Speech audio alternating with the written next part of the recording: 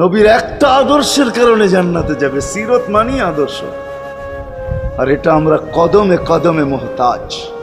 কেননা এই ছোট জীবনটা যদি গ্রহণযোগ্যতা পর্যন্ত পৌঁছাইতে হয় আল্লাহর কাছে, চাই নারী হই, চাই যুবক হই, চাই বৃদ্ধ হই, যেই মানুষই হই না কেন, যেখানেরই হই না কেন, যেই বাসারই হই না কেন, যেই বর্ণেরই হই না কেন, যেই পেশারই হই না কেন, যেই সোসাইটিরই হই না কেন, এই জীবনটাকে যদি গ্রহণযোগ্যতা পর্যন্ত পৌঁছাইতে হয় কার কাছে? দুনিয়া আলাদের কাছে না, মালিকের কাছে, যিনি এক ফোঁটা পানির থেকে অস্তিত্ব দিছেন, যার কাছে আবার আমাদেরকে ফিরা যেতে হবে।